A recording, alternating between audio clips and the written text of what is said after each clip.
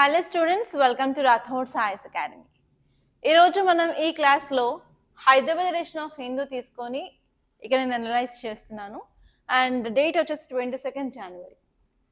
Okay, start చేసే కంటే ముందు నిన్నటి క్వశ్చన్స్ తీసుకొని ఫస్ట్ ఆన్సర్స్ చూద్దాం. ఎందుకంటే నిన్న క్లాస్లో అసలు మర్చిపోయి లాస్ట్లో చెప్పాను కదా, అలా అవ్వకుండా ఫస్ట్లోనే నిన్నటి క్వశ్చన్స్ తీసుకొని ఆన్సర్స్ చెప్పేస్తే మీకు క్లారిటీ వస్తుంది. ఓకే, నిన్నటి క్వశ్చన్స్ ఏంటి, నిన్న రెండు ఇచ్చాను కదా. ఫస్ట్ వచ్చేసి ప్యాక్ సిలికా గురించి. Consider the following statements regarding Pax Silica. First statement వచ్చేసి it seeks to counter China's dominance in critical minerals processing, rare earth metals and semiconductor supply chain. So మనం చదువుకుంది ఏంటి, China యొక్క డామినెన్స్ని అలాగే కోహెసివ్నెస్ని control చేయడానికి and అందరికీ పాసిబుల్గా like supply chains బాగుండేలాగా చూడాలి, ఎందుకంటే క్రిటికల్ మినరల్స్ చాలా ఇంపార్టెంట్ అని చెప్పుకున్నాం కదా. So first statement compulsory right అవుతుంది అనమాట. అండ్ సెకండ్ స్టేట్మెంట్ వచ్చేసి the initiative focuses only on advanced semiconductor fabrication and excludes upstream areas like critical mineral refining అని ఉంది. కాదు, క్రిటికల్ మినరల్ రీఫైనింగ్ కూడా ఉంటుంది. ఎస్పెషల్లీ ఏ ఏరియాస్లో అయితే మనం ఈ క్రిటికల్ మినరల్స్ యూజ్ చేస్తాం అన్నిటి మీద ఇది ఫోకస్ చేస్తుంది అనమాట. ఓన్లీ సెమీ కండక్టర్ గురించే కాదు, కాబట్టి ఈ సెకండ్ స్టేట్మెంట్ తప్పు అవుతుంది. అండ్ నెక్స్ట్ వచ్చేసి as of January 2026 US has indicated that India will be invited to join PAC Silica to strengthen bilateral tech and strategic cooperation. ఇది కూడా కరెక్ట్. సో ఆన్సర్ వచ్చేసి బి అనమాట. And next question assertion reasoning based question కదా. So ఇక చూసుకున్నట్లయితే the UK agreed to transfer sovereignty of Chagos islands to Mauritius primarily to resolve long-standing legal challenges and secure long-term future of Diego Garcia military base. So మనం చూసాం కదా నిన్న క్లాస్లో Chagos ఐలాండ్స్ని మళ్ళీ తిరిగి యూకే మారిషస్కి బ్యాక్ ఇచ్చేస్తుంది అండ్ అక్కడ మనం డియో గార్షియాకి కూడా లీజ్ తీసుకుంటుంది నెక్స్ట్ 99 years వరకు అని చదువుకున్నాం. కాబట్టి ఈ అసర్షన్ అనేది కంపల్సరీ రైట్ అవుతుంది. అండ్ నెక్స్ట్ రీజనింగ్ చూసుకున్నట్లయితే అసలు ఎందుకు ఇస్తుంది బ్యాక్ అని అంటే ఇంటర్నేషనల్ కోర్ట్ ఆఫ్ జస్టిస్ మనకి 2019లో వర్డిక్ట్ ఇచ్చింది, అలాగే యునైటెడ్ నేషన్ జనరల్ అసెంబ్లీ కూడా కొన్ని రిమార్క్స్ చేసింది చెప్పాం కదా. సో ఇక్కడ రీజన్ చూసుకున్నట్లయితే international court rulings including from international court of justice in 2019 and UN General Assembly resolutions declared UK separation of Chagos from Mauritius in 1965 unlawful and urged decolonization. ఇది కూడా correct అవుతుంది. And ఇక్కడ options చూసుకున్నట్లయితే మనకి ఏ కరెక్టే, are కరెక్టే and are correct explanation కూడా, అందుకని ఆప్షన్ ఏ రైట్ అవుతుంది అనమాట. ఓకే, ఇప్పుడు మనం ఈ రోజు పేపర్లోకి వెళ్దాం. ఈ రోజు ఫ్రంట్ పేజ్లో ఒక ఆర్టికల్ క్లియర్గా చాలా ఇంపార్టెంట్గా కనిపిస్తుంది. అదేంటంటే multi disciplinarity of experts to define Aravallis. ఇక్కడ కీవర్డ్ ఏంటి, ఇక్కడ ఇమేజ్లో కూడా మనకు కనిపించే గుట్టలు కనిపిస్తున్నాయా, అవేంటంటే అరవల్లీస్ అనమాట. ఓకే, సో ఇది అసలు కొత్త టాపిక్ ఏం కాదు, ఎందుకంటే మనకి నవంబర్ డిసెంబర్ నుంచి కూడా చాలాసార్లు హిందూ అనాలిసిస్లో మనం ఈ అరవల్లీస్ గురించి చదువుకున్నాం. సో ఎందుకు చదువుకున్నాం కంటే ఫస్ట్ ఇది అసలు ఎక్కడ వస్తుంది అంటే అరవల్లీస్ మనం జిఎస్ పేపర్ 1లో జియోగ్రఫీలో స్పెసిఫిక్గా చెప్పాలంటే ఇండియన్ జియోగ్రఫీలో చదువుకుంటాం అనమాట. అక్కడ మనకి హిల్స్ ఎన్ని టైప్స్ ఉంటాయి, మౌంటైన్స్, రేంజెస్, హిమాలయాస్ గురించి, ప్లాట్యూస్ గురించి, అలాగే డెజర్ట్స్ గురించి, ఐలాండ్స్ గురించి, ఈస్ట్ కోస్ట్, వెస్ట్ కోస్ట్ అవన్నీ చదువుకుంటాం కదా. ఆ చాప్టర్లో ఇది ఇంపార్టెంట్ అనమాట. అంటే మన జాగ్రఫీ పాయింట్ ఆఫ్ వ్యూలో అసలు ఈ అరవల్లి రేంజెస్ ఎక్కడున్నాయి అండ్ ఇవి ఏ type of hills and next వచ్చేసి అసలు రేంజ్ అంటే ఏంటి అండ్ మనకి ఏ స్టేట్లో ఉన్నాయి, అక్కడ మనం రీసెంట్గా గ్రీన్ వాల్ ప్రాజెక్ట్ని తీసుకొచ్చాము, ప్రాజెక్ట్ ఏంటి అన్నీ చూసుకోవాలన్నమాట. అసలు యాక్చువల్లీ అరవల్లీస్ అసలు న్యూస్లో ఉండడానికి రీజన్ ఏంటంటే అక్కడ ఇల్లీగల్ మైనింగ్ బాగా జరుగుతుందన్నమాట. ఇల్లీగల్ మైనింగ్ జరగడం వల్ల అక్కడ ఉన్న environment, ecology, biodiversity, animals, plants అన్ని దెబ్బతింటున్నాయి. దానివల్ల ఫ్యూచర్లో మనకు చాలా ఎఫెక్ట్ అవుతుంది అని చెప్పి దాన్ని ప్రొటెక్ట్ చేయాలి అని అంటున్నారు అనమాట. సో దానివల్లే మనకి నవంబర్ 2025లో సుప్రీం కోర్ట్ అయితే ఒక జడ్జ్మెంట్ ఇచ్చింది. మీకు గుర్తుందో లేదో నాకు గుర్తుకు లేదు, కానీ నాకది గుర్తు. నేను చెప్పినట్టు ఏం చెప్పాను అంటే సుప్రీం కోర్ట్ డెఫినేషన్ తీసుకొచ్చింది అనమాట. అరవల్లీస్ అంటే ఏంటి అండ్ అరవల్లి రేంజ్ అంటే ఏంటి అని చెప్పి డెఫినేషన్స్ ఇచ్చింది సుప్రీం కోర్ట్. అంతేకాదు కొత్తగా అక్కడ ఎవరైనా సరే మైనింగ్ చేయాలి అని చెప్పి పర్మిషన్స్ అడిగితే మాత్రం కొత్త మైనింగ్స్కి అసలు పర్మిషన్ ఇవ్వద్దు అని కూడా స్ట్రిక్ట్గా సుప్రీం కోర్ట్ అనేది చెప్పింది అనమాట. ఓకే, అయితే ఇప్పుడు ఏమైంది, ఇప్పుడు మళ్ళీ న్యూస్లో ఎందుకు ఉందంటే అరవల్లి డెఫినేషన్ ఏమి ఇచ్చిందంటే సుప్రీం కోర్టు మనకి 100 మీటర్స్ కంటే ఎక్కువ హైట్ ఉన్నవి వాటిని మనం ప్రొటెక్ట్ చేయాలని చెప్పింది. కానీ ఆ డెఫినేషన్ వల్ల చాలా ఏరియాస్ ఆఫ్ అరవల్లీస్ ఎక్స్క్లూడ్ అవుతున్నాయి. దానివల్ల మనం ఎన్వైరన్మెంట్ అండ్ ఈకాలజీని ప్రొటెక్షన్ ఇవ్వలేము, దానివల్ల ఇంకా ఇల్లీగల్ మైనింగ్ పెరిగే ఛాన్సెస్ ఉన్నాయని చెప్పి అక్కడున్న లోకల్స్ తీవ్రంగా ప్రొటెస్ట్ చేయడం జరిగిందనమాట. ఆ ప్రొటెస్ట్లు చేస్తున్నారని చెప్పి ఇప్పుడు మళ్ళీ మన సుప్రీంకోర్టు ఏం చేస్తుందంటే ఒక టీమ్ ఆఫ్ ఎక్స్పర్ట్స్ని అరేంజ్ చేస్తుంది అనమాట. అసలు వీళ్ళు ఏం చేస్తారు అంటే మళ్ళీ కొత్త డెఫినేషన్ ఆఫ్ అరవల్లిని తీసుకొస్తారు, దాంతో పాటు ఎలాంటి యాక్టివిటీస్ని ఇక్కడ మనం పర్మిట్ చేయొచ్చు అని కూడా కొంత గైడ్ లైన్స్ అయితే ఇస్తారనమాట. అందుకే ఇది న్యూస్లో ఉంది. Okay, clear? సో దీని గురించి క్లియర్గా మనం చూసుకున్నట్లయితే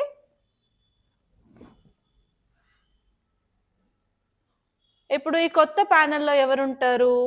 ఎక్స్పర్ట్స్. ఎవరు వాళ్ళు? ఎన్వైరన్మెంటలిస్టులు ఉంటారు, సైంటిస్టులు ఉంటారు, ఫారెస్టర్స్ ఉంటారు, స్పెషలిస్ట్ ఎవరైతే మైనింగ్ దగ్గర స్పెషలిస్ట్ ఉన్నారో వాళ్ళందరూ ఉంటారనమాట. ఓకే, రీసెంట్గా అరవల్లీస్ డెఫినేషన్ ఏంటంటే ఏ ల్యాండ్ ఫామ్ అయినా సరే అరవల్లి డిస్ట్రిక్ట్స్ వచ్చేసరికి మనకి గుజరాత్, రాజస్థాన్, హర్యానా, ఢిల్లీ రీజన్ అనమాట. ఆ రీజన్లో ఏదైతే ల్యాండ్ ఫామ్ 100 మీటర్స్ కంటే ఎక్కువగా ఉందో వాటిని అరవల్లి హిల్స్ అంటున్నారు. అరవల్లి రేంజెస్ అంటే 2 or more Aravalli hills within 500 meters దగ్గరనే ఉంటే వాటిని అరవల్లి రేంజ్ కింద డెఫినేషన్ అనేది ఇవ్వడం జరిగిందనమాట. సో ఈ డెఫినేషన్ వల్ల ఇక్కడ లోకల్స్ ఏమంటున్నారంటే ఈ అరవల్లి రేంజెస్లో మొత్తం అరౌండ్ 12,081 హిల్స్ ఉన్నాయి, అందులో ఓన్లీ 1,048 హిల్స్ మాత్రమే ఆ రేంజ్లో ఉన్నాయి. కానీ మరి మిగతా ఏంటివి? మిగతా 11,000 హిల్స్ని వదిలేస్తున్నాం అంటే అక్కడ ఇల్లీగల్ మైనింగ్ అయ్యే ఛాన్సెస్ చాలా ఎక్కువగా ఉన్నాయి అని చెప్పి వాళ్ళు ప్రొటెస్ట్ చేయడం జరిగిందనమాట. సో ఇక్కడ మీరు చూడాల్సింది ఏంటంటే అరవల్లిలో ఇంతవరకు మనం చేసిన ఇనిషియేటివ్స్ ఏంటి ఎన్వైరన్మెంట్ ప్రొటెక్షన్కి అని చెప్పి. ఫస్ట్ వచ్చేసి మైత్రి 1 ఇనిషియేటివ్ అనమాట. అక్కడ మనం 750 acres ఆఫ్ అర్బన్ ఫారెస్ట్ మనం క్రియేట్ చేయడం జరిగింది. అదే కాకుండా రీసెంట్గా Aravalli great wall project, green wall ప్రాజెక్ట్ని తీసుకొచ్చాము. ఆ ప్రాజెక్ట్ ఏంటంటే అరవల్లి చుట్టూ 5 kilometers వరకు గ్రీన్ ఏరియాని బఫర్ జోన్గా మనం క్రియేట్ చేస్తున్నాం అనమాట. అండ్ నెక్స్ట్ వచ్చేసి MC Mehta versus union of India case. ఆ కేసులో ఆల్రెడీ మైనింగ్ యాక్టివిటీస్ని ప్రొహిబిట్ కూడా చేయడం జరిగింది సుప్రీంకోర్టు. సో ఇలా మీరు చదువుకుంటే సరిపోతుంది. ఇది ఫస్ట్ ఆర్టికల్ అనమాట. అండ్ మీరు ఇంకా ముందుకు వెళ్ళినట్లయితే ఇక్కడ మీకు కనిపిస్తుందా ఇంకొక ఆర్టికల్, ఫ్రీ బీస్ different from public welfare investment says supreme court. Supreme court దగ్గరికి చాలా పిటిషన్స్ వచ్చాయి. ఆ పిటిషన్స్ ఏంటంటే అసలు ఫ్రీ బీస్ ఏంటి, వెల్ఫేర్ స్కీమ్స్ ఏంటి, వెల్ఫేర్ స్కీమ్స్ ఫోకస్ చేయకుండా ఫ్రీ బీస్ ఎందుకు ఇస్తున్నారు, దానివల్ల యూజ్ ఏంటి, దానికి ఏమైనా కాన్స్టిట్యూషనల్ మ్యాండేట్ ఉందా అని చెప్పి చాలా పిటిషన్స్ సుప్రీంకోర్టుకి రావడం జరిగింది. సో ఇక్కడ మీరు చూడాల్సింది ఏంటంటే ఫ్రీ బీస్ అంటే ఏంటి, వెల్ఫేర్ స్కీమ్స్ అంటే ఏంటి. ఫస్ట్ ఫ్రీ బీస్ అంటే ఏం లేదు, మనకి ఎలక్షన్స్ వస్తున్నాయి అనగానే మనకి పొలిటికల్ పార్టీస్ వాళ్ళు క్యాంపెయినింగ్స్, మీటింగ్స్ అవన్నీ అరేంజ్ చేస్తారు కదా. అండ్ ఈవెన్ వాళ్ళు ఏంటిది అజెండా, పొలిటికల్ పార్టీ అజెండా అని చెప్పి ఒక 10 to 15 points కూడా రిలీజ్ చేస్తారు కదా. సింపుల్గా చెప్పాలంటే ఎలక్షన్స్ క్యాంపెయిన్స్లో ఓట్లను అడిగేటప్పుడు కానీ ఓట్ బేస్ని ఆక్యుపై చేసుకోవడానికి పొలిటికల్ పార్టీస్ ఇచ్చే హామీలనే మనం ఫ్రీ బీస్ అంటాం అనమాట. ఫర్ ఎగ్జాంపుల్ మేము కనుక అధికారంలోకి వచ్చినట్లయితే అందరికీ, ఆడవాళ్ళందరికీ లైక్ వాషింగ్ మిషన్లు ఇస్తాము, అంట్లు తోముకునే గిన్నెలు ఇస్తాము, అంట్లు తోముకునే మెషిన్లు ఇస్తాము, స్టూడెంట్స్కి అయితే ల్యాప్టాప్స్ ఇస్తాము, అమ్మాయిలకైతే స్కూటీస్ ఇస్తాము. సో అలా చేసేవన్నీ ఫ్రీ బీసే అనమాట. కానీ వెల్ఫేర్ స్కీమ్స్ ఏంటి అంటే వాళ్ళు పవర్లోకి వచ్చిన తర్వాత వాళ్ళు ఏం చేస్తారు, కొన్ని స్కీమ్స్ని ఇంప్లిమెంట్ చేస్తారు, ఎస్పెషల్ ఎడ్యుకేషన్ కానీ హెల్త్ కానీ పెన్షన్స్ ఇవ్వడం అండ్ వలరబుల్ సెక్షన్స్ టార్గెట్ చేసి వాళ్ళకి హెల్ప్ బెనిఫిట్ తెచ్చేలా చేసేవే మనకి వెల్ఫేర్ స్కీమ్స్ అన్నమాట. ఓకే, ఇప్పుడు సుప్రీంకోర్టు ఏమంటుందంటే ఫ్రీ బీస్ కాకుండా వెల్ఫేర్ మీద ఫోకస్ చేయండి అని చెప్పి క్లియర్గా చెప్పడం జరిగింది. సో ఈ ఆర్టికల్ గురించి క్లియర్గా తెలుసుకున్నట్లయితే ఈ టాపిక్ వచ్చేసి మనకి ఎక్కడ ఇంపార్టెంట్ అంటే పాలిటీ పాయింట్ ఆఫ్ వ్యూలో ఇంపార్టెంట్. ఇక్కడ సుప్రీంకోర్టు ఏం చేసిందంటే కీ అబ్జర్వేషన్స్ చేసింది. ఈ కీ అబ్జర్వేషన్స్లో ఈ ఫ్రీ బీస్ అనేవి ఇర్రేషనల్గా ఉన్నాయి, దానికంటే జెన్యున్గా మనం వెల్ఫేర్ స్కీమ్స్ మీద ఇన్వెస్ట్మెంట్ చేస్తే పబ్లిక్ మనీని ఎఫిషియెంట్గా యూజ్ చేసుకున్నట్టు ఉంటుందని చెప్పి అడగడం జరిగిందనమాట. ఓకే, అంతకుమించి ఇంకేం లేదు. అలాంటి సర్వీసెస్ ప్రొవైడ్ చేయాలంటే ఫ్రీ మెడికల్ ఎయిడ్ ప్రొవైడ్ చేయడం కానీ ఫ్రీ ఎడ్యుకేషన్ కానీ వేరే పబ్లిక్ వెల్ఫేర్ మెజర్స్ కానీ అవన్నీ చేసినట్లయితే బాగుంటుందని చెప్పి సుప్రీంకోర్టు చెప్పడం జరిగింది. అసలు ఫ్రీ బేస్ అంటే ఏంటంటే ప్రాపర్గా డెఫినేషన్ తెలియదు, బట్ ఆర్బీఐ ఒక డెఫినేషన్ ఇచ్చింది. అదేంటంటే public welfare measures which are provided of free of cost. అవి ఏ టైంలో చేస్తారు ఆ ప్రామిసెస్ని అంటే ఎలక్షన్స్ టైంలో చేసే ప్రామిసెస్ని ఫ్రీ బీస్ అంటారనమాట. ఇప్పుడు మనకి వెల్ఫేర్కి అలాగే ఫ్రీ బీస్కి మధ్యలో టజిల్ అనేది నడుస్తుంది. ఆ టజిల్లో మీరు చూసుకోవాల్సింది ఏంటంటే వెల్ఫేరిజం అనేది మన constitutional duty. And even PDS provide చేయడం, ఫుడ్ సెక్యూరిటీ ప్రొవైడ్ చేయడం, జాబ్ సెక్యూరిటీ ఎంజినియర్గా ప్రొవైడ్ చేయడం, హెల్త్ సపోర్ట్, ఎడ్యుకేషన్ సపోర్ట్, అదంతా కాన్స్టిట్యూషన్ డ్యూటీ. ఈవెన్ డిపిఎస్పీలో కూడా చెప్తారనమాట. కానీ ఫ్రీ బీస్ గురించి ఎక్కడ మనకు ప్రస్తావించలేదు మన కాన్స్టిట్యూషన్లో. అండ్ ఈ ఫ్రీ బీస్ వచ్చేసి ఓన్లీ షార్ట్ టర్మ్ మాత్రమే ఉంటాయి, లాంగ్ టర్మ్ ఉండవు. కాబట్టి సస్టైనబిలిటీ ఉండదు, మన మార్కెట్స్ డిస్టార్ట్ చేస్తాయి అండ్ క్రెడిట్ కల్చర్ని కూడా ఎరోడ్ చేస్తాయి అండ్ మన వర్క్ కల్చర్ని కూడా డిస్కరేజ్ చేయడం జరుగుతుంది అనమాట. అందుకే వద్దు అని చెప్పి సుప్రీంకోర్టు చెప్పడం జరిగింది. అండ్ ఈరోజు హైదరాబాద్ పేజ్లో నాకు అంత ఇంపార్టెంట్ ఆర్టికల్స్ కూడా అంత ఏం కనిపించలేదు. సో జస్ట్ చెక్, ఇంకేమైనా ఉన్నాయో చెక్ చేద్దాము. Just a minute.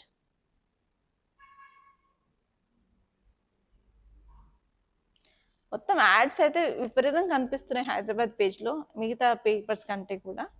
I don't know what is the reason behind it.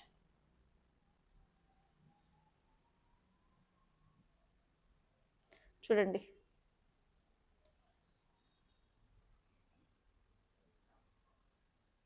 South page,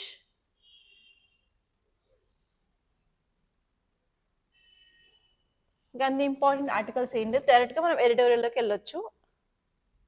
okay, so ఒక ఆర్టికల్ అయితే ఇక్కడ మీకు కనిపిస్తుంది ఏంటంటే Mozambican rights activist to get Indira Gandhi peace prize. మొజాంబిక్లో సంబంధించిన ఒక రైట్స్ యాక్టివిస్ట్కి ఇందిరా గాంధీ పీస్ ప్రైజ్ అనేది ఇవ్వడం జరిగింది అనమాట. సో మీరు వేరే పబ్లిక్ సర్వీస్ ఎగ్జామ్కి ప్రిపేర్ అవుతున్నట్టయితే అంటే యూపీఎస్సీలో అయితే నేమ్స్ అడిగే ఛాన్స్ లేదు, కాకపోతే ఆ అవార్డ్ గురించి అడిగే ఛాన్స్ ఉంది. ఎందుకంటే గత 3 years నుంచి అయితే స్పోర్ట్స్ రిలేటెడ్ న్యూస్ అవార్డ్స్ గురించి అయితే అడుగుతున్నారనమాట. సో తన నేమ్ చూసినట్లయితే ఇక్కడ గ్రాకా మాకెల్ అనే ఆవిడ, తను ఎక్కడ ఉంటుందంటే మొజాంబిక్లో ఉంటుంది. తనకి ఇందిరాగాంధీ పీస్ ప్రైజ్ని అనౌన్స్ చేశారనమాట. ఓకే, సో తను ఏం చేసింది అంటే తను హ్యూమన్ రైట్స్ యాక్టివిస్ట్ అలాగే హ్యుమానిటేరియన్ ఎయిడ్ కూడా ప్రొవైడ్ చేస్తుంది అనమాట. తను చేసే సర్వీసెస్ ఏంటంటే ఎస్పెషల్ ఎడ్యుకేషన్లో, హెల్త్లో, న్యూట్రిషన్లో, ఎకనామిక్ ఎంపవర్మెంట్లో, హ్యుమానిటేరియన్ ఎయిడ్లో కూడా డిఫరెంట్ సర్కమ్స్టాన్సెస్లో కూడా తను హెల్ప్ చేయడం జరిగింది అనమాట. ఈ అవార్డ్కి క్యాష్ ప్రైస్ ఎంత అంటే 1 crore rupees, దాంతోపాటు సైటేషన్ వస్తుంది, దాంతోపాటు ట్రోఫీ కూడా వస్తుంది అనమాట.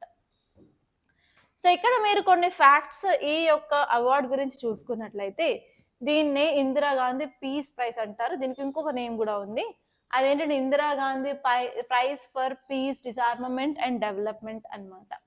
ఇది 1986లో తీసుకురావడం జరిగింది. అండ్ ఇది తీసుకొచ్చినప్పుడు ఇనిషియల్గా 25 lakhs ఇచ్చేవాళ్ళు, ఇప్పుడు దాన్ని కాస్త 1 crore పెంచడం జరిగింది. అసలు ఎందుకు ఇస్తారంటే ఎవరైనా సరే ఇంటర్నేషనల్ పీస్ ప్రమోట్ చేయడం కానీ, గుడ్ విల్తో కొంచెం సర్వీస్ చేయడం కానీ, and all round advancement in developing countries కానీ, అలాగే సైన్స్ అండ్ టెక్నాలజీలో ఏమైనా డిస్కవరీస్ తీసుకురావడం కానీ, అండ్ హ్యూమన్ స్పిరిట్ని ఎంకరేజ్ చేసి వాళ్ళకు ఎంరిచ్ చేసిన వాళ్ళకు కూడా ఇలాంటి ప్రైజ్లు అనేది ఇస్తారనమాట. ఓకే, నెక్స్ట్ ఆర్టికల్ చూసుకున్నట్లయితే study shows India's delta షింకింగ్ due to human activity. So ఈ టాపిక్ అసలు అర్థం కావాలి అంటే ఫస్ట్ ఆఫ్ ఆల్ ఇక్కడ కీవర్డ్ ఏంటంటే డెల్టా గురించి తెలియాలి. సో మనం పెనిన్సులా ఇండియా యొక్క పెనిన్సులా చూసుకున్నట్లయితే ఇక్కడ మనకి డిఫరెంట్ రివర్స్ ఉంటాయి. ఇండియాలో 2 టైప్స్ ఆఫ్ రివర్స్ ఉంటాయి కదా, హిమాలయన్ రివర్ సిస్టమ్ ఒకటి, పెనిన్సులార్ రివర్ సిస్టమ్ ఒకటి. హిమాలయన్ రివర్ సిస్టమ్ వచ్చేసి ఇండస్ ఉంది, మనకి గంగా ఉంది, ఇటు బ్రహ్మపుత్ర ఉంది కదా. సో మనకి ఏమవుతున్నాయంటే ఈ నదులు లాస్ట్కి మనకి అరేబియన్ సీలో కానీ లేకపోతే బే ఆఫ్ బెంగాల్లో కానీ కలుస్తాయి. అప్పుడు ఏంటంటే అవి తెచ్చిన సెడిమెంట్స్ని సెటిల్ చేసేసి మౌత్ దగ్గర అక్కడ డెల్టాస్ అనేవి ఫామ్ అవుతాయి. ఫర్ ఎగ్జాంపుల్ మనకి ఈస్ట్ ఫ్లోయింగ్ రివర్స్ ఉన్నాయి, అవి కూడా మన డెల్టాస్ అనేవి ఫామ్ చేస్తాయి. వెస్ట్ ఫ్లోయింగ్ రివర్స్ ఉన్నాయి, వెస్ట్ ఫ్లోయింగ్ రివర్స్ డెల్టాస్ అయితే ఫామ్ చేయవు, కాకపోతే అవి ఈస్టరీస్ అనేది ఫామ్ చేస్తాయి. అసలు వెస్ట్ ఫ్లోయింగ్ రివర్స్ ఏం లేదండి, డైరెక్షన్ చూసుకుంటే ఇక్కడ వెస్ట్ ఇక్కడ ఈస్ట్ కదా, ఈ రివర్స్ ఇలా ఫ్లో అయ్యి ఇక్కడ బే ఆఫ్ బెంగాల్లో జాయిన్ అవుతాయి. వెస్ట్ ఫ్లోయింగ్ రివర్స్ వచ్చేసి వెస్ట్లో మూవ్ అయ్యి అరేబియన్ సీలో జాయిన్ అవుతాయి అన్నమాట. సో ఇక్కడ మన రైట్ సైడ్ ఆఫ్ కోస్ట్లో మాత్రం చాలా డెల్టాస్ ఉంటాయి అన్నమాట ఇండియాలో, కానీ వెస్ట్ కోస్ట్లో మాత్రం మనకి ఓన్లీ ఈస్టరీస్ కనిపిస్తాయి, డెల్టాస్ అయితే ఉండవు. ఓకే, సో ఏమవుతుంది అంటే అసలు డెల్టాస్ ఏంటంటే ఇప్పుడు రివర్ మూవ్ అవుతున్నప్పుడు చాలా ఫాస్ట్గా మూవ్ అయ్యి మధ్యలో ఉన్న చెత్త చెదారం అంతా తీసుకొచ్చి లాస్ట్ డిపాజిట్ చేస్తుంది. అక్కడ మనకి అలివియల్ సాయిల్ కనిపిస్తూ ఉంటుంది and they are very fertile lands అనమాట. ఎస్పెషలీ ఇండియాలో అగ్రికల్చర్ చేయడానికి ఇలాంటి ఫర్టైల్ సాయిల్స్ చాలా ఇంపార్టెంట్. సో మీరు ఏన్షియంట్ హిస్టరీలో చూసుకున్నట్లయితే ఈ డెల్టాస్ కోసం కూడా కొట్టుకున్న రాజ్యాలనే ఉన్నాయన్నమాట. ఓకే, సో ఇప్పుడు ఏమవుతుంది అంటే మనం హ్యూమన్ యాక్టివిటీస్ చేయడం వల్ల లైక్ క్లైమేట్ చేంజ్ వల్ల, మనం increased use of vehicles use చేయడం వల్ల, కార్బన్ డైఆక్సైడ్ ఎమిషన్స్ని ఎక్కువగా రిలీజ్ చేయడం వల్ల ఏమవుతుంది అంటే మనకి క్లైమేట్ చేంజ్ అనేది అవుతుంది, గ్లోబల్ వార్మింగ్ అవుతుంది. దానివల్ల సీ వాటర్ లెవెల్ అనేది పెరుగుతుంది, ఎందుకంటే గ్లేషియర్స్ మెల్ట్ అవుతున్నాయి, పోల్స్ ఏరియాలో ఉన్న ఐస్ కూడా మెల్ట్ అవుతుంది, కాబట్టి మనకి సీ లెవెల్ అనేది ఇంక్రీజ్ అవుతుంది. సీ లెవెల్ ఇంక్రీజ్ అవడం కొద్దీ ఈ డెల్టాస్ అనేవి కింద వాటర్లోనికి వెళ్ళిపోతున్నాయి అన్నమాట. అంతే ఈ ఆర్టికల్ చెప్పేది. సో ఇక్కడ మీరు చూడాల్సింది ఏంటంటే ఇంపార్టెంట్ డెల్టాస్ ఎక్కడ ఉంటాయంటే గోదావరి, కృష్ణ, మహానది, గంగా. ఓకే, అలా ఒకసారి డెల్టాస్ని మీరు మ్యాప్లో చూసుకుంటే సరిపోతుంది. సో ఇక్కడ ఈ ఆర్టికల్ అసలు ఏంటి చెప్తుంది అని చూస్తున్నట్లయితే రీసెంట్గా ఒక స్టడీని నేచర్ అనే దాంట్లో పబ్లిష్ చేశారు అండ్ ఈ టైటిల్ వచ్చేసి global subsidence of river deltas అనమాట. సో ఇందులో ఏం చెప్తుందంటే ఇండియాకి సంబంధించిన మేజర్ డెల్టాస్ మునిగిపోతున్నాయి, సింక్ అవుతూ ఉన్నాయి అని చెప్తుంది. అండ్ మేజర్గా వచ్చేసి హ్యూమన్ యాక్టివిటీస్ వల్లే మునిగిపోతున్నాయి అని చెప్పడం జరిగిందనమాట. ఈ స్టడీని చేయడానికి వాళ్ళు యూజ్ చేశారు ఏంటంటే శాటిలైట్ డేటాని యూజ్ చేసి అరౌండ్ 40 డెల్టాస్ని అక్రాస్ వరల్డ్గా ఉన్నవి అనలైజ్ చేశారు. అందులో ఇండియాలో ఉన్న డెల్టాస్ ఫాస్ట్ రేట్లో మునిగిపోతున్నాయని తేలిందనమాట. సో ఇక్కడ డేటా చూసుకున్నట్లయితే ఇండియాలో మేజర్ డెల్టాస్ ఎక్కడున్నాయి, గంగా బ్రహ్మపుత్ర డెల్టా, బ్రాహ్మణి, మహానది, గోదావరి, కావేరి, కృష్ణ, కాబిని. ఇక్కడున్న డెల్టాస్ అనేవి సిగ్నిఫికెంట్గా మునిగిపోతున్నాయని చెప్పాయన్నమాట. ఎస్పెషలీ బ్రాహ్మణి డెల్టా 77% మునిగిపోయింది, అలాగే మహానది 69% అని చెప్తున్నారు. సో ఓవరాల్గా ఇండియాలో 3 to 5 mm/year అనేది మునిగిపోతూ ఉన్నాయి. అండ్ అక్రాస్ గ్లోబ్గా చూసుకుంటే 35% ఆఫ్ డెల్టా సింక్ అవుతున్నాయి, అందులో ఎక్కువ పర్సెంట్ మన ఇండియాలోనే ఉన్నాయని చెప్తున్నారు అనమాట. ఓకే, నెక్స్ట్ ఆర్టికల్ వచ్చేసి బిల్డింగ్ బ్రిడ్జెస్. ఈ ఆర్టికల్ వచ్చేసి క్రాస్ బార్డర్ సిబిడిసి అంటే central banks digital currency. So మనం క్లియర్గా ఒక క్లాస్లో సిబిడిసిస్ గురించి చూసాం కదా. సిబిడిసిస్ అంటే ఏంటంటే సెంట్రల్ బ్యాంక్స్ డిజిటల్ కరెన్సీ, అది ఏంటంటే డిజిటల్ కరెన్సీ అని చెప్పాను కదా. సో రీసెంట్గా అది ఎందుకు న్యూస్లో ఉంది అంటే ఆర్బీఐ సెంట్రల్ గవర్నమెంట్కి ఏమని చెప్పింది, మన బ్రిక్స్ సమ్మిట్ని మనం చేస్తున్నాం కదా ఈసారి 2026లో. ఆ 2026 బ్రిక్స్ సమ్మిట్లో ఒక అజెండాగా మనం సిబిడిసిని ప్రమోట్ చేసుకుందాము, దానివల్ల క్రాస్ బార్డర్ పేమెంట్స్ చాలా ఫాస్ట్గా అవుతాయని చెప్పారు కదా. సో ఇక్కడ మీరు ఈ ఆర్టికల్ చూసుకున్నట్లయితే ఈ ఆర్టికల్ ఏం చెప్తుందంటే ఆర్బీఐ బ్రిక్స్ పార్ట్నర్తో కలిసి మన సిబిడిసిని ఇంక్రీజ్ చేయాలనుకుంటున్నాము, కానీ దానివల్ల కొన్ని రిస్క్లు అయితే ఉన్నాయి అని చెప్తున్నారనమాట. ఆ రిస్క్లు ఏంటంటే అన్ని కంట్రీస్కి క్రిప్టో కరెన్సీస్ లేవు. అండ్ ఈవెన్ మనం చైనా కానీ రష్యా కానీ మనం చూసిన క్వశ్చన్లో ఏంటంటే ప్రాక్టీస్ క్వశ్చన్లో ఇంకా పాయిలట్ స్టేజ్లోనే ఉంది అని అన్నారు కదా. అది ఒక ప్రాబ్లం అనమాట. అన్ని కంట్రీలో స్టాండర్డైజేషన్ అనేది లేదు. ఓకే. అండ్ నెక్స్ట్ వచ్చేసి చాలా కంట్రీస్ కూడా క్రిప్టో కరెన్సీని బ్యాన్ చేస్తున్నారు. అండ్ నెక్స్ట్ వచ్చేసి కొన్నిసార్లు వొలటాలిటీ ఆ ప్రైస్ అనేది మార్కెట్‌లో స్టేబుల్‌గా ఉండదు క్రిప్టో కరెన్సీస్‌ది. ప్రైస్ అనేది వొలటైల్‌గా ఉంటుంది. అండ్ చాలా సార్లు ఫ్రాడ్ అయ్యే ఛాన్సెస్ కూడా ఉన్నాయి. అండ్ అంతే కాకుండా కొన్నిసార్లు డిజిటల్ కరెన్సీస్ యూజ్ చేసి మనీ లాండరింగ్ కూడా చేసే ఛాన్సెస్ ఉన్నాయని చెప్పి ఈ ఆర్టికల్‌లో చెప్పడం జరిగింది. కానీ మనకు అడ్వాంటేజెస్ అయితే ఉన్నాయి. అడ్వాంటేజ్ ఏంటంటే క్రాస్ బోర్డర్ పేమెంట్స్ చాలా ఫాస్ట్‌గా అవుతాయి. అండ్ నెక్స్ట్ వచ్చేసి మనకి రీసెంట్‌గా ఇరాన్‌ని అండ్ రష్యాని స్విఫ్ట్ పేమెంట్ నుంచి ఎలిమినేట్ చేశారు. వాళ్ళని బైకాట్ చేశారు కాబట్టి ఆ కంట్రీస్‌తో ట్రేడ్ కూడా ఈజీగా అవుతుంది అన్నట్టయితే చెప్పారనమాట ఇక్కడ. ఓకే. అండ్ నెక్స్ట్ ఆర్టికల్ చూసుకున్నట్లయితే lowering the age of juvenility for crimes is a setback. So ఈ ఆర్టికల్ మీకు అర్థం కావాలంటే జువెనైల్స్ ఏంటో అర్థం కావాలన్నమాట ఫస్ట్. జువెనైల్స్ అంటే ఏం లేదు, ఇప్పుడు నేరాలు చేసే వాళ్ళని క్రిమినల్స్ అంటాం కదా. ఆ క్రిమినల్స్‌లో 18 ఇయర్స్ కంటే పెద్దగా ఉన్న వాళ్ళని అడల్ట్ అంటాము. మనకి టీనేజ్ ఉంటది కదా 13-19 ఏజ్. ఆ ఏజ్‌లో చేసే వాళ్ళని జువెనైల్స్ అంటామన్నమాట. ఓకే. సో ఈ టాపిక్ గురించి అర్థం అవ్వాలి అంటే అసలు మీకు అర్థం అవ్వాల్సింది ఏంటంటే ఓన్లీ అడల్ట్సే క్రిమినల్స్ కాదు. ఈవెన్ చిన్న పిల్లలు కూడా చాలా నేరాలు చేస్తున్నారు. దొంగతనాలు కానివ్వండి, రాబరీ కానివ్వండి, కొంతమంది అయితే రేపులు చేస్తూ ఉన్నారు. 9th క్లాస్ పిల్లలు ఎస్పెషల్లీ ఏపీ వాళ్ళకైతే బాగా తెలుసుంటది. చిన్న చిన్న పిల్లలు కూడా సెక్షువల్ అసాల్ట్, సెక్షువల్ హరాస్మెంట్ చేస్తున్నారు. అండ్ అంతే కాకుండా కొన్నిసార్లు అయితే పొడి చేయడాలు, నరికేయడాలు మనకి మూవీలో చాలా చూయిస్తారు. చిన్న చిన్న పిల్లలు కూడా నరికేయడాలు, వాళ్ళు లీడర్‌షిప్ యాక్టివిటీస్, రౌడీయిజం అవన్నీ చూయిస్తూ ఉంటారు కదా. సో అలా ఏమవుతుంది అంటే ఈ ఏజ్‌లో ఎస్పెషల్లీ టీన్ ఏజ్‌లో వాళ్ళకి సరిగ్గా మెచ్యూరిటీ ఉండదు. అండ్ వాళ్ళ బ్రెయిన్ డెవలప్ అవుతూ ఉంటుంది. వాళ్ళు ఇంకా సొసైటీలోకి కంప్లీట్‌గా ఇంటిగ్రేట్ అవ్వలేదు అని చెప్పి వాళ్ళకి కొన్ని ఎక్సెప్షన్స్ అనేవి ఉంటాయన్నమాట. సో ఇలా టీనేజ్‌లో వాళ్ళు చేస్తే క్రైమ్స్ వాళ్ళని జువెనైల్స్ అంటారు. వాళ్ళకి సెపరేట్‌గా జువెనైల్స్ కోడ్స్ ఉంటాయి. జువెనైల్ యాక్ట్ ఉంటుంది. అక్కడ వాళ్ళు నార్మల్‌గా మనం ఇంట్లో ఉండి ఏం చేస్తామో అక్కడ కూడా వాళ్ళు అదే చేస్తారు. కాకపోతే పేరెంట్స్‌కి దూరంగా ఉండి చేస్తారనమాట.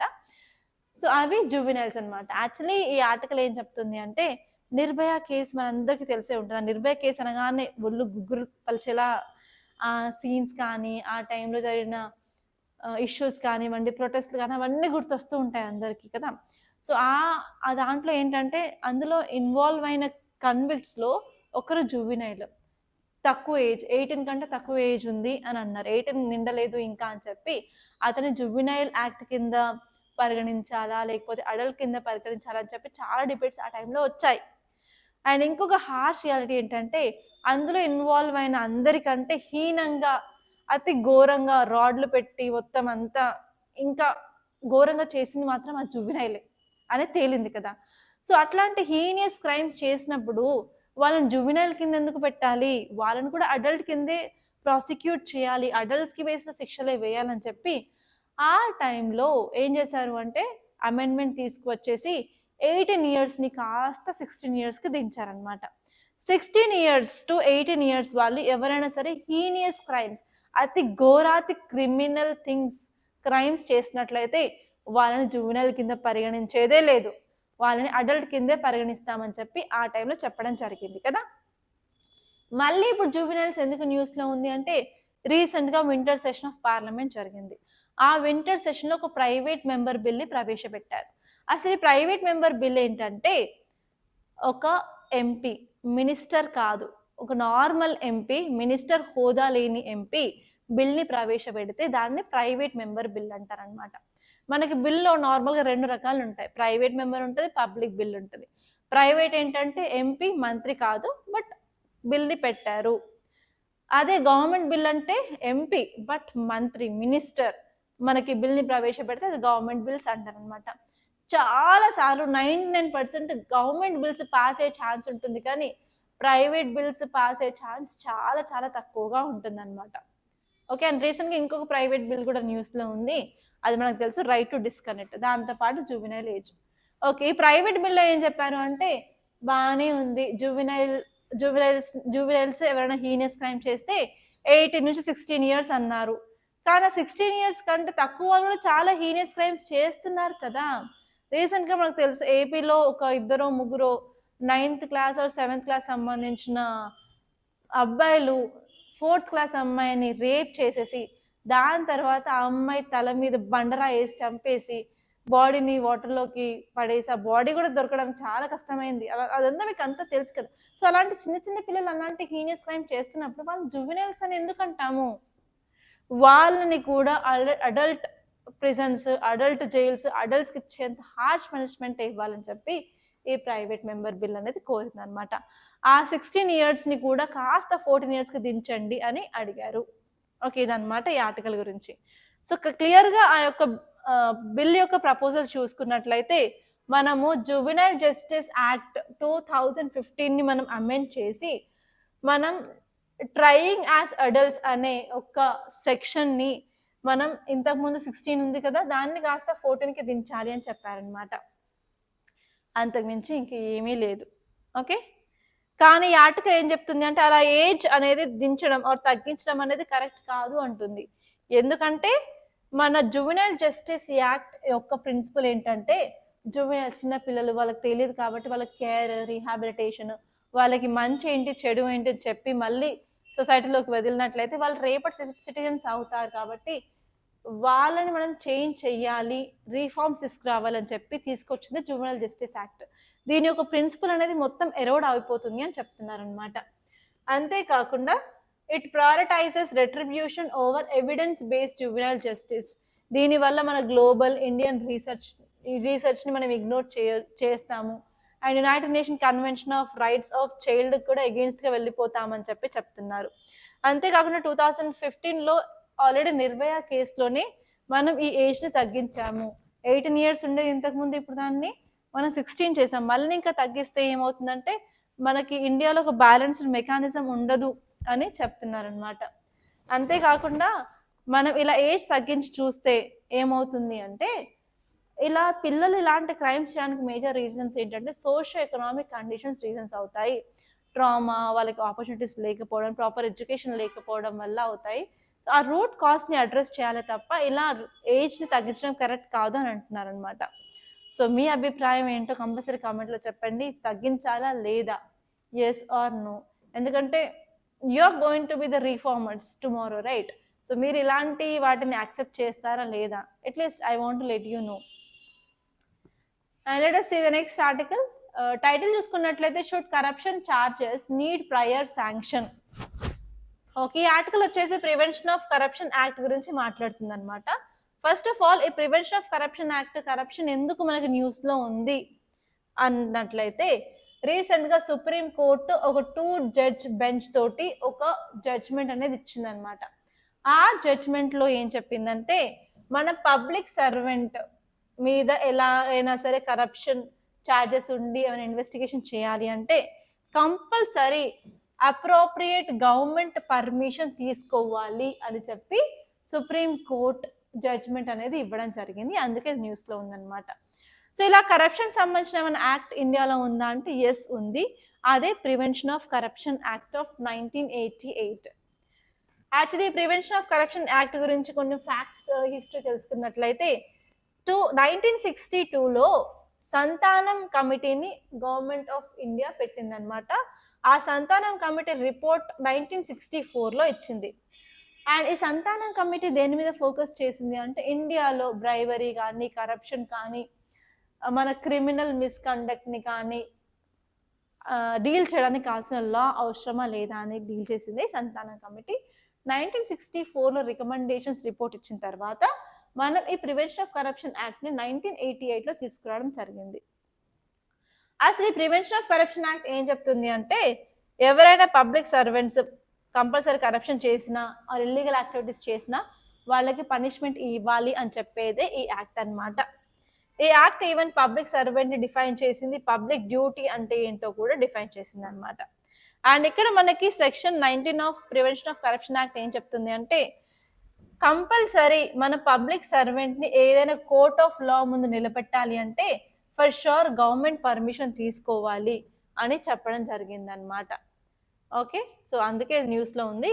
కాకపోతే ఇంతకుముందు 1998లో ఒక కేసు అయితే ఉంది. అదేంటంటే Vineet Narayan versus union of India కేసులో సుప్రీం కోర్టు ఎగ్జిక్యూటివ్ ఆర్డర్ని స్టక్ డౌన్ చేసి single directive issued to CBI that required prior sanction of designated authority before initiating investigation against certain categories of public servants అని చెప్పడం జరిగిందనమాట. అందుకే మళ్ళీ న్యూస్లో ఉంది, అంతకుమించి ఇంకేం లేదు. జస్ట్ ఇక్కడ మీరు చూసుకోవాల్సింది ప్రివెన్షన్ ఆఫ్ కరప్షన్ యాక్ట్. ఇక్కడ మీరు గుర్తుపెట్టుకోవాల్సింది ఏంటంటే ఏదైనా పబ్లిక్ సర్వెంట్ని ఇన్వెస్టిగేట్ చేసే కంటే ముందు కంపల్సరీ గవర్నమెంట్ పర్మిషన్ ఉండాలి అని చెప్పి సుప్రీంకోర్టు ఇక్కడ క్లియర్గా తేల్చిందని గుర్తుపెట్టుకుంటే సరిపోతుంది. అండ్ నెక్స్ట్ ఆర్టికల్ వచ్చేసి what is behind China's latest military drills around Taiwan. Taiwan చుట్టూ చైనీస్ ఆర్మీ ఏంటంటే పిఎల్ అంటే people liberation army of China అనేది ఎక్సర్సైజ్ అనేది చేస్తుంది అనమాట. దాని గురించి న్యూస్లో ఉంది. సో దీని మీద మీకు క్వశ్చన్ ఛాన్స్ ఉంది కాబట్టి నేను తీసుకున్నాను. సో మీ క్వశ్చన్ ఎలా వస్తుందంటే ఆ ఎక్సర్సైజ్ పేరు Justice Mission 2025. Justice Mission 2025 is in news, what it is అని క్వశ్చన్ వచ్చే ఛాన్స్ ఉంది. సో కాబట్టి మీరు ఇది రాసుకోండి. జస్టిస్ మిషన్ 2025 అనేది military drill of China around Taiwan. ఇందులో ఏం చూస్తున్నారు అంటే sea and combat readiness of troops, అలాగే వాళ్ళు సుపీరియర్గా ఉన్నారా లేదా, అండ్ ఈవెన్ ఏమైనా ఇంపార్టెంట్ పోర్ట్స్ని వాళ్ళు బ్లాక్ చేస్తున్నారు, ల్యాండ్ సీ ఎయిర్ ఫోర్స్, అన్ని 3 రకాలుగా వాళ్ళు స్ట్రాంగ్గా ఉన్నారని తైవాన్కి చూపించడానికి చేసే ఎక్సర్సైజే ఇదనమాట. దాని నేమ్ వచ్చేసి జస్టిస్ మిషన్ 2025. ఓకే, సో ఇవ్వండి ఈరోజు important articles from our Hindu. Okay, ఇప్పుడు మనం ప్రాక్టీస్ క్వశ్చన్స్ చూద్దాం. నేను 2 ప్రాక్టీస్ క్వశ్చన్స్ అయితే ఇక్కడ ఉంచాను. సో ఒక్కసారి వాటిని చూడండి, మీకు ఐడియా అయితే వస్తుంది. ఫస్ట్ వచ్చేసి consider the following statements about lowering the juvenility age for heinous crimes. First, it aligns with global best practices under United Nations Convention on the Rights of the Child. Second, it may expose 14 to 15-year-olds to adult prisons, increasing abuse and stigmatization risk. Third one, it ignores that most adolescent offending stems from socio-economic factors rather than inherent criminally. Indulo ఏ statements not కరెక్టో select చేసుకోండి. Incorrect కాదు, not correct. Okay, confuse అవ్వద్దు. And next వచ్చేసి the multidisciplinary team proposed by Supreme Court for Aravalli range will primarily focus on. Option A వచ్చేసి completely banning all mining activities. Option B వచ్చేసి providing a scientifically nuanced definition and assessing regulated mining impacts. Option C వచ్చేసి allocating mining leases to private companies. Option D వచ్చేసి converting the range into a national park. So ఒక్కసారి ఈ answers, ఈ 2 క్వశ్చన్కి answers comment బాక్స్లో చెప్పండి. Thank you so much guys, thank you for watching. And మీకు కనుక ఈ క్లాస్ నచ్చినట్లయితే కంపల్సరీ లైక్ చేయండి, మర్చిపోవద్దు.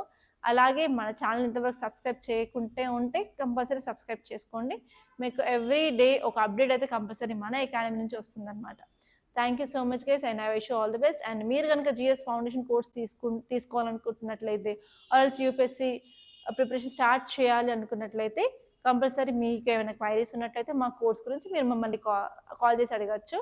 కాల్ చేయాల్సిన నెంబర్ ఏంటంటే 8074765513, ఆల్స్ డైరెక్ట్గా ఇన్స్టిట్యూట్కి వచ్చినా కూడా మీ డౌట్స్ని మేము క్లియర్ చేస్తాం.